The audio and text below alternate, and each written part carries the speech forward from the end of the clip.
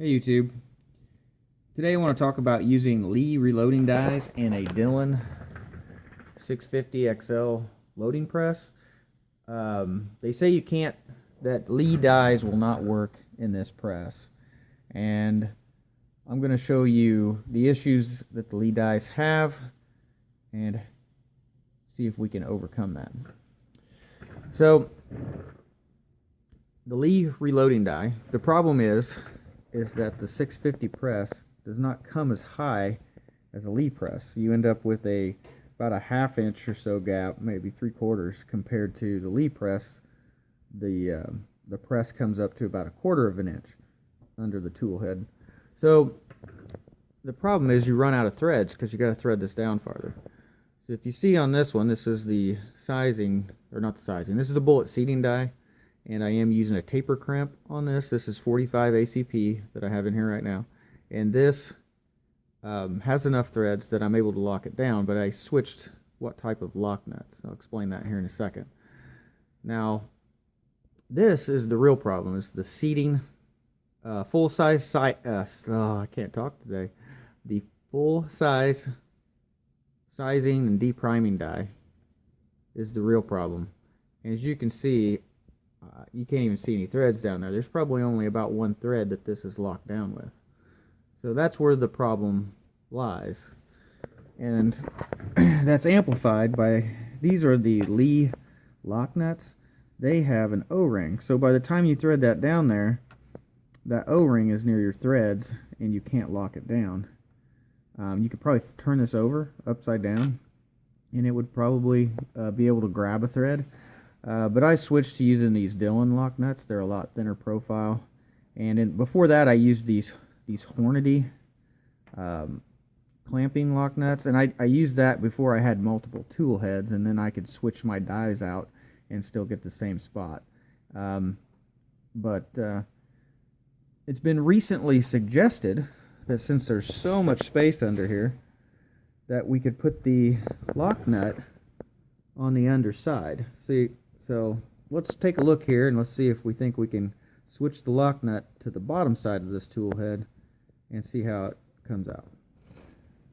Now on this bullet seating and taper crimp die, you can see that it has about 2 threads sticking out, and that'll be enough to get a lock nut on there. But I actually didn't have a problem. I don't believe I have a problem with the lock nut on this one, so I'm going to leave the lock nut on the top side of this one. But the real problem is, you can see on the full length sizing die, you can see at least 3 threads, maybe even 4 threads sticking out. So this die is threaded down way farther. And to be honest with you, I'm not sure if I have it all the way down to touching the plate like it should be. And what I'm going to do is I'm going to switch this lock nut from the top. We're going to thread it on the bottom, and we're going to get it readjusted so it's properly on the plate here. Now, I've been using pistol. This is a 45 ACP, so it's got a straight wall cartridge. So I haven't had any trouble if this is just a little bit short since it's straight walled.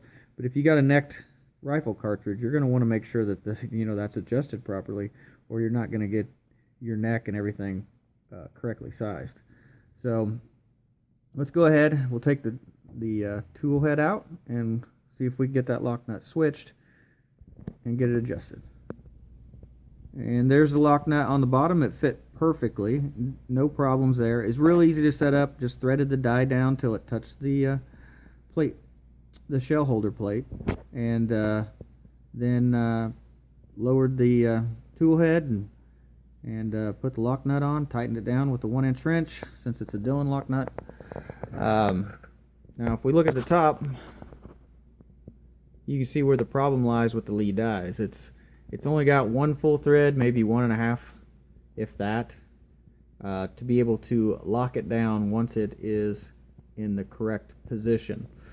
So, but the real problem that I've seen so far is just on the full length sizing dies.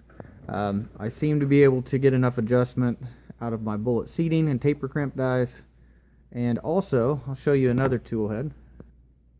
This is my tool head for my 223.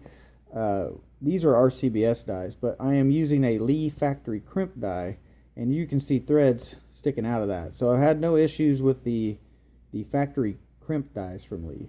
It seems like the big issue has to do mostly with the full-length sizing dies, because they have to thread all the way down to the shell holder plate. Now, moving a lock nut to the bottom side was actually an idea that was posted on my YouTube channel. It was a very excellent idea, so I thought I'd give it a shot and post a video about it. But as you can see, you know, the lock nut fits under there, and it doesn't obstruct any of the mechanisms of any of the other stations. So no problem there. Very good suggestion. I do appreciate that. Thank you very much. Thanks for watching.